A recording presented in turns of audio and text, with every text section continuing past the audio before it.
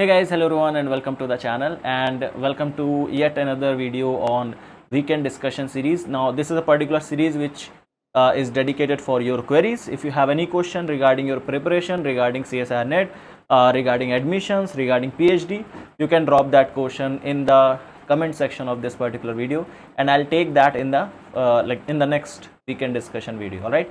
So this series is made in order to keep this in mind that like a lot of people have a lot of queries, a lot of questions regarding PhD, regarding admissions, regarding preparation. So just to answer you one-on-one, this series has started, right? So you can drop your questions in the comment section of this video, and today I'm going to take those questions which I got in the previous video in the comment section of the previous video. All right. So without wasting any time, let's get started.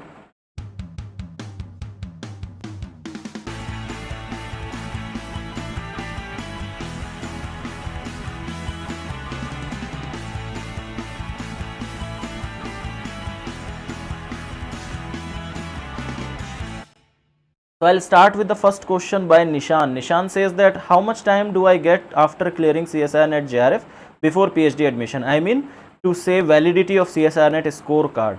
So Nishan, CSIR net scorecard, basically CSIR net, or I can say LS scorecard, does not have any validity. It is lifelong, means that does not have any expiry date as per se.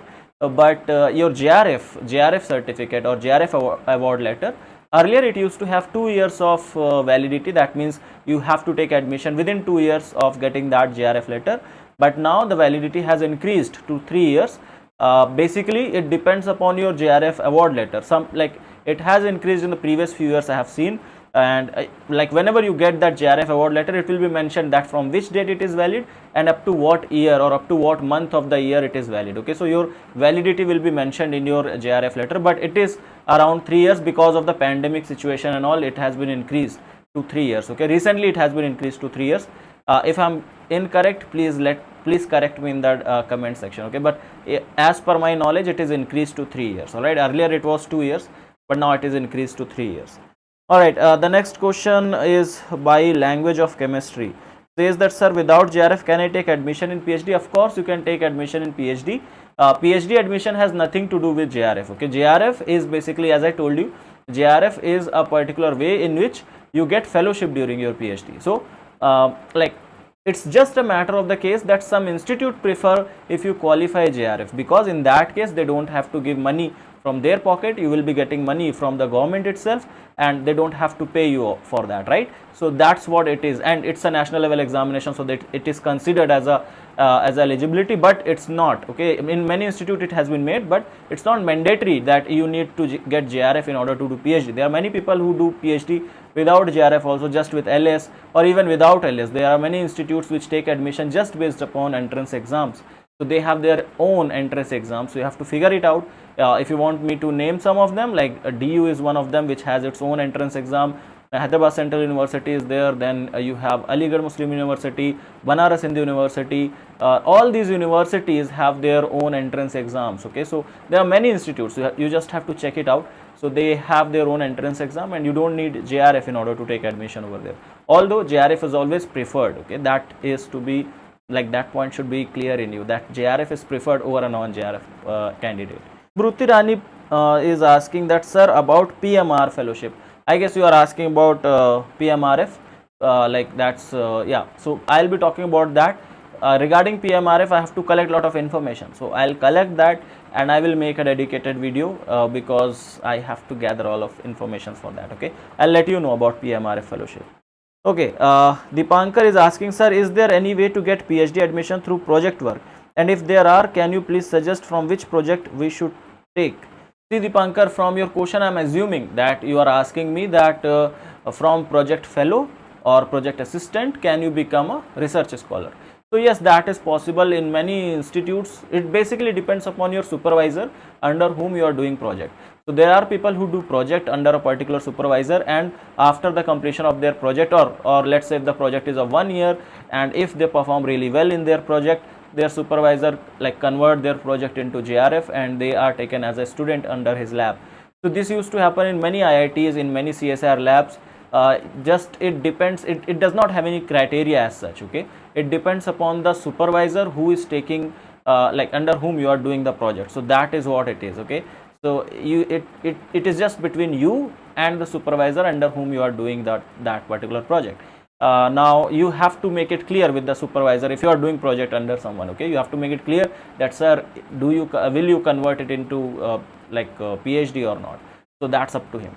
All right, so the next Mohini is asking that, sir, please tell me how can I prepare for the interview for the project associate position. See, Mohini, for project associate position, the interview is basically it is based upon three factors. The first one is that whether you have that qualification or not, like the required qualification. Generally they ask for JRF, or generally they ask you to be masters qualified or have already done some project related to that. So the eligibility will be mentioned in the notification itself. So if you qualify that, that's the first thing. The second thing which comes in the interview is regarding your experiences. Like, let's say the project is about organic synthesis. So have you ever done organic synthesis earlier, or have you done any other project related to that? What was your performance over there? How many what type of papers or articles you have published over there? So that is the second factor. And the third thing is regarding your MSc project. So have you done any project related to the thing which you are going to do in your masters or not? And that's what it is. And the most important thing over here which works is your SOP, the statement of purpose. If they are asking to write down a statement of purpose, that becomes very important. Okay, they consider a lot of things on that. And yeah, that's what it is. So in the interview, the general questions are regarding that particular project and things related to that. So it depends that what type of project it is. If it is an organic reagent project, then the questions will be asked regarding organic reagent. If it is an inorganic catalysis project, then the questions will be asked regarding catalysts and the different catalysis reactions. All right, so that's how you have to figure it out. Okay, Risha is asking, sir, after PhD, is there any possibility for job without JRF? Okay, see, Risha, this question I get a lot. Okay, so is there job possibility without or after PhD, will you get a job? See, nobody can give you a guarantee of anything right now in this particular country or anywhere. Okay, nobody can give you a guarantee of anything. You can't guarantee that you are going to get job. See, in India or anywhere, whatever you qualification you do, it just makes you eligible for the next step. It does not guarantee you a job. You are eligible for a particular job. Let's say you have done your PhD, and then you will be eligible for going for that assistant professor. That's a particular job which basically people focus on, and yeah, you are eligible for that. Then your performance in the interview, in the written test, and all those things matters. Also, if you are going for postdocs, then what skills you have learned in your PhD, that matters. So as I am telling, that the possibility, it depends upon how sincerely you have done your research work. So there are people who have done research very sincerely and they get placed at a good places, like they get a good postdoc or a good position. Okay, Prashant is asking, sir, as no prior experience about how things work in research lab, please suggest me some method so that one can be 100% sure about pursuing PhD. Prashant, I would suggest you one thing. If you have never done work in the lab, see, working in lab and reading theory are two very different things. Many people like theory, they love reading books, they love solving questions, but when it comes to work in the lab, it is a whole different scenario. So if you have never worked in lab and if you want to take experience of that, I would highly recommend you to do some internship or do some project work as a project assistant somewhere. Okay, then you will get a good idea about it. Like, without that, you can never think of that what will be the research, like what and how the research is going to be. Like, if I give you my example, I have never done any project as such, but after MSc we have done, like, I have directly joined my PhD, so there was no gap in between that, so I didn't got time to join as a research associate or project associate, anything like that. But yeah, if you have an opportunity, I would highly recommend you to join as a research associate or a research assistant anywhere, so that you get an idea of what happens in the research. Okay, and if you like it, then you can continue with the PhD or the research work, otherwise you can leave it up.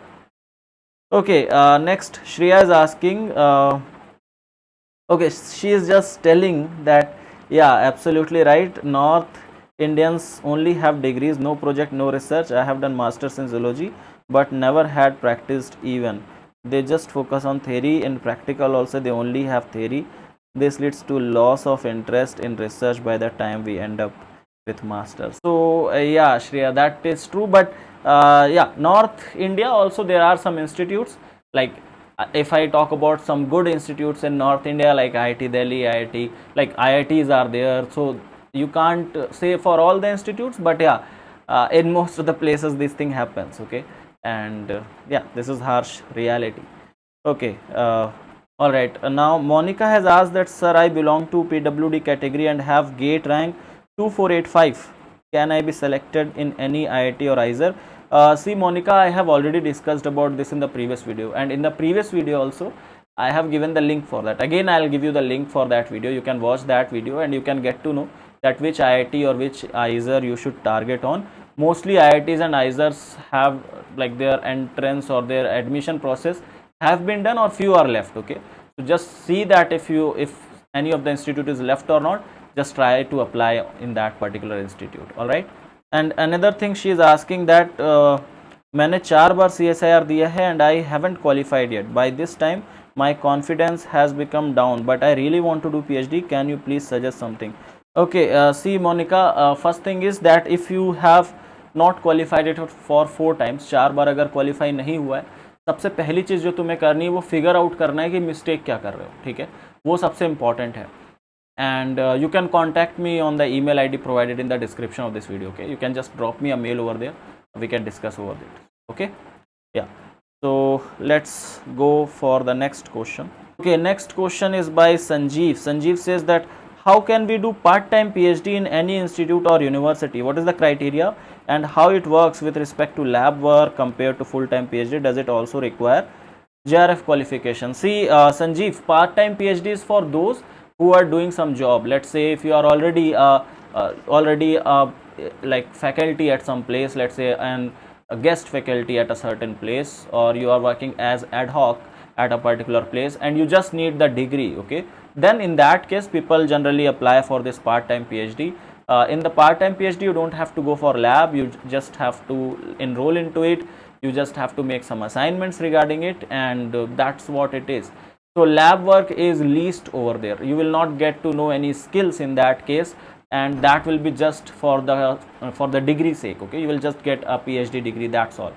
So that's what is part-time PhD. I will never recommend anyone unless and until it is very required or it is very important for someone, then only you can go for part-time PhD. But if you have time and if you are really interested in doing research, full-time PhD is something which you should focus on, because in PhD you learn a lot of things, okay, a lot of skills and a lot of things you learn which you can use in future. So that becomes important. So in part-time PhD you are not going to learn all these things, okay. So yeah, that's what it is. And yeah, it does not require JRF, okay. So like part-time PhD, some places they ask for it, but in most of the places that is not asked. All right, next question is by Pinal. Pinal is asking that how to write a review article. Sir, can you please give the detail about it? See, writing a review article is nothing but you can say a summary of a lot of research papers. So first thing is you have to decide that on what topic you want to write down like review article. Then you have to collect all the research papers regarding, like you have to collect all the research papers for that particular topic, and then you have to sort down the things which you are going to take in from all the research papers, and then that is how you write down. You write down a summary, let's say of 10 or 15 or 20, sometimes it even goes to higher number of research papers. So you are just writing some summary out of that thing. So this is how generally a research article is written. So yeah, this is what the steps are. First of all, select the topic, that's the first step. Then download all the research articles or just save them with you, then read about them, and then try to sort them out and then do it, okay. So it is generally done by 2-3 people. Single-handedly writing a research paper, or sorry, research article takes time, but yeah, you can take help of your lab mates to do this. Okay, next question is by Nevisha. She is saying that, hello sir, what is the job opportunity after PhD in IIT? Yeah, any other university? What is good PhD? Yeah, government job preparation, please reply. See, Nevisha, as I said, I have answered about this already in this video, that nobody can assure a job or a certainty after PhD, okay. Job certainty after PhD is not a guarantee somewhere. but if you have done your work sincerely, you will definitely get reward of that, and you will definitely get something out of that. And what is better, PhD or government job preparation? That is sole up to your personal liking. Okay, if you like doing research work, you have to go in that. If you like doing some government work, you can go with that. See, there might be, like, I have my friends, and there are many people, you also might be having your friends who are doing some government job right now, but it depends, right? You just have to think that whether you will be sitting at their places and working as a particular place for that job, will you be happy with that? If you think that yes, you will be happy for that, then go for government job preparation. And if you are thinking that you will be happy working in the lab, then obviously you should go for PhD. So it's all about your personal thinking and personal liking. Okay, so I can't tell you anything that for me, if you ask me, for me working in a research lab is much better for me. Okay, I like that thing, so yes, I would go for that. But I can't just tell you to think about that in the same way, right? It's your personal thinking regarding the research work. Okay, Raquel is asking that, sir, during this pandemic time, is it useful to do online internship in chemistry, or should I completely focus on CSIR net preparation? I am in 4th semester of masters. See, Raquel, it's always helpful if you have done some internship. Okay, although I will tell you one thing, that online internship does not help that much. Last year, if you remember, there was a summer research training program by CSIR Jorhat, and I have also posted about it on my channel, and there are many students who have joined it. So later on it ended in a very like haphazard way, that was not organized properly, and the projects which were given were not that much good, although they got certificate out of it, but that did not added any value to their qualification or their time. Okay, that's the main thing. If you are giving something time, it should add some value to this. But I will suggest you one thing, that if you get some internship on computational chemistry or something which can be learned online, then obviously you should go for that. Okay, just learn all of those things, that is going to help you a lot. Like parallelly keep doing your CSIR net preparation, because if you are planning for PhD, your JRF, qualifying JRF is also important. So yeah, do that as well parallelly. Okay, you can do both the things parallelly if you are getting some good opportunity for internship, then only, right? Okay, Padma Priya is asking that, sir, could you please tell in detail about the DST Inspire Fellowship? Is university rank 1 is enough, or any other criteria is needed? What's the stipend? What is the will the stipend be credited regularly at each month?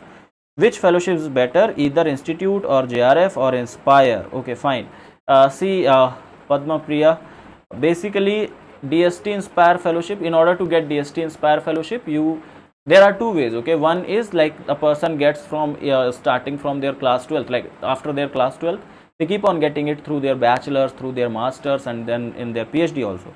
That is one thing, if their education is regular and they just follow the minimum criteria which is given for that, so yes, they get it. But the other type of DST Inspire Fellowship is when you qualify your masters with rank 1 in your institute. So if you get rank 1 in your institute, you are a gold medalist, then you are eligible for this. You have to get a certificate from your institute regarding this, that yes, you are rank 1 over there and you are eligible for the DST Inspire Fellowship. So that certificate you have to get it from your institute. That's the thing which you can say is the needed thing, apart from being rank 1. Okay, and what is the stipend? The stipend is same as the JRF stipend, is 31,000 per month.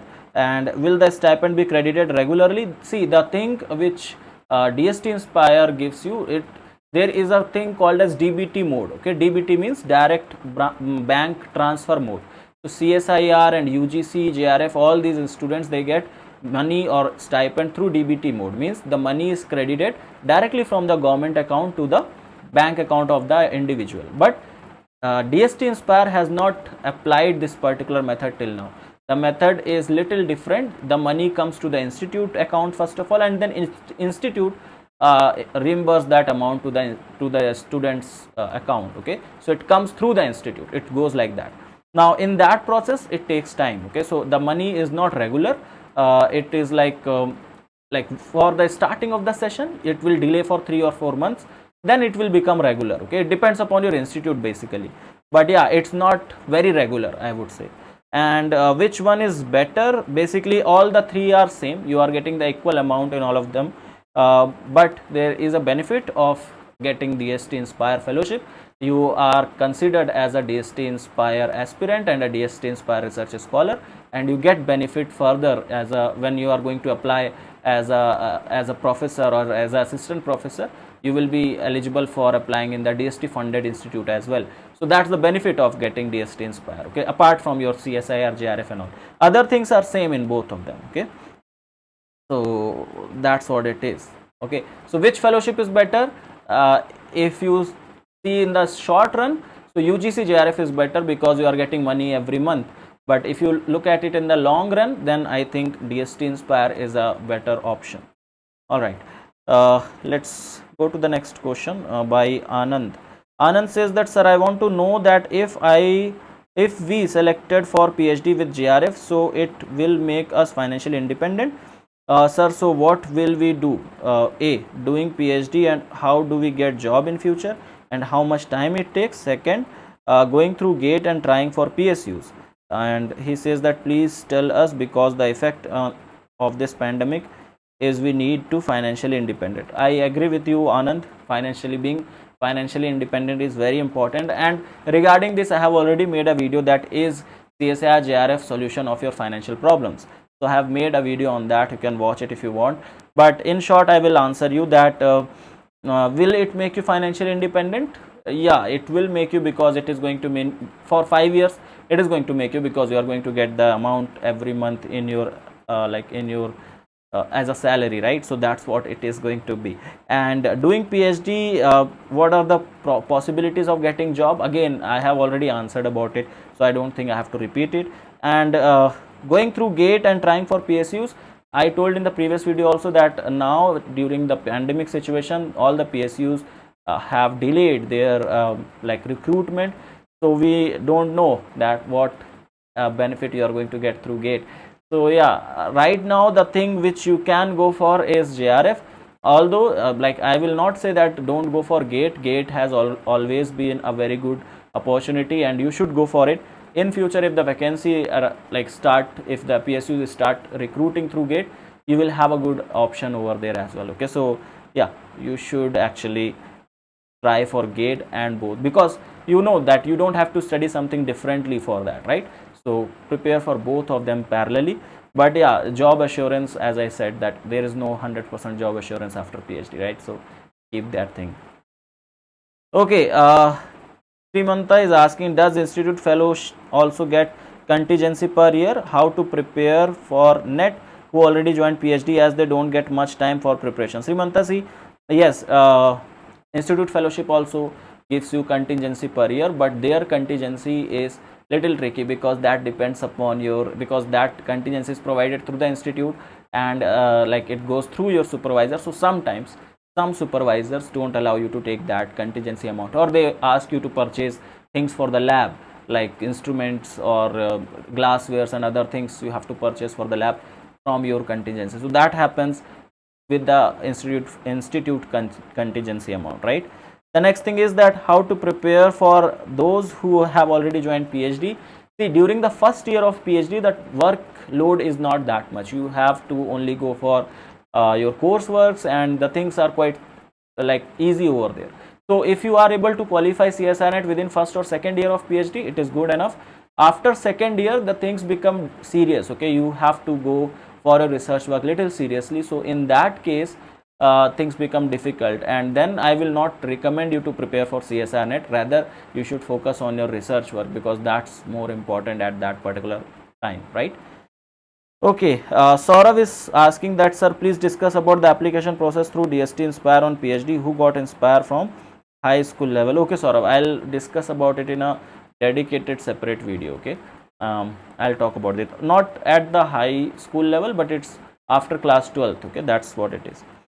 Okay, Rahul is asking that, sir, can you please say that if someone is doing PhD in IITs with institute fellowship only with GATE, and for it any extreme cases he have to leave PhD, then whether he have to refund all the money? Please tell about this.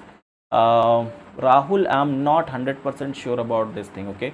I have to ask to my friends who are doing research through institute fellowship regarding this particular part. Okay, although I have heard rumors about it, but I don't think that you have to return the money, because you get the money for the time you have worked. Okay, let's say if you work for 3 months, you get the money for the month you have done work. Let's say if this is May, so you get money for the April in the month of May. Okay, so you get money after the completion of that month.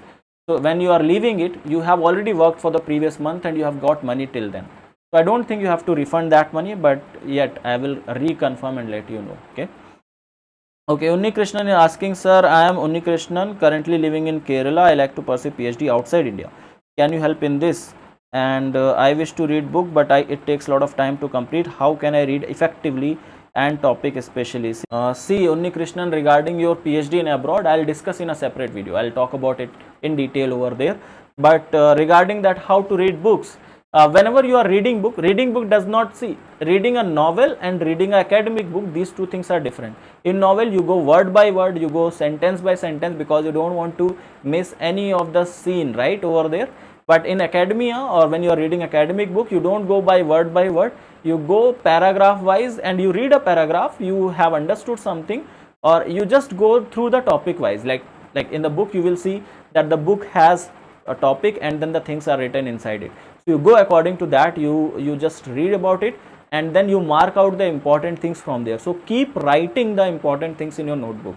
That makes your book reading more effective, and that will help you to read book quickly also, and like not that quickly, but yeah, it will be effective way of reading book and getting most of it from it, like most of the things from it. Yeah, Shiv Nandan is asking, scope of PhD in computational chemistry. As I told you, right now, according to the pandemic and other things, when people are working outside the lab, computational chemistry is something which has a lot of scope. So yeah, in future also, I hope that, and I think that computational chemistry has a lot of scope. Okay, Yesipu is asking that, sir, you have said about PhD semester fee around 30K. Is there any relaxation? I don't think so. I think category wise relaxation would be there, that you have to go through the admission process. I have just generally told you the fees of that. Okay, but exactly how much relaxation you are going to get, that depends upon institute to institute. And as I told you in that time also, that the fee also depends upon institute to institute. So yeah, that's what it is. You have to go through the notification of that particular institute. Okay, Abradeep is telling that your teaching should be focused only on NET and JAM exam preparation.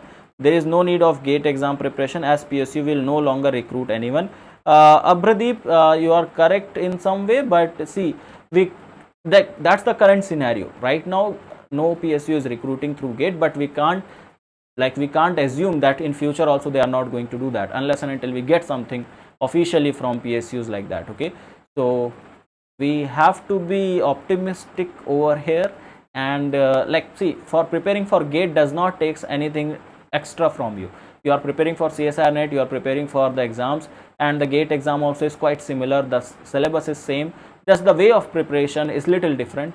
So you just have to tilt, or just have to change your way of preparation. That's what you have to do. And in that, if you are becoming eligible for something, so it's not, I don't think that it's not worth. Okay, you have to try for that. So you can't say that GATE does not have any importance now. GATE still have importance to take admission in PhD through, like to go in PhD into IITs, into ISERs, into IISc. So yeah, GATE has its own importance, and it will never lose its importance. Okay, so don't think like that GATE does not have any importance and only CSIR NET and JAM has their importance. GATE has its importance, and it will always have. Alright guys, so at this point I'll end this video. That's all were the questions which you guys have asked. I hope I have answered all the questions which you have asked. If you have more questions, just drop down in the comment section of this video. I'll try to take it in the next one. Till then, have a great day, stay safe, take care of your family, and take care of yourself. This is a tough time, I know, but this too shall pass. Take care. Bye-bye. In case if you are unaware about it, I teach live for CSIR UGC NET category on the Unacademy Plus platform. You can access my profile, you can reach out to my profile through the link given in the description of this video. Now on the Unacademy Plus platform, you will get my free classes as well as the paid classes. Free classes, free live classes, you will get under the section of special classes, whereas You will also get free recorded sessions, free recorded courses, which is under free courses section. You can reach out to these particular sections on the Unacademy platform. The link is there in the description of this video, and you can get the access of all these free sessions. Now, in case if you want to attend my paid classes, my paid sessions on the Unacademy platform, you have to take Unacademy Plus subscription. Now, in the paid classes, you will get access to all the detailed classes. Apart from that, you will also get the access to the mock test. Also, you will get personalized doubt clearing sessions. So, in case if you are interested to join it, do take Unacademy Plus subscription.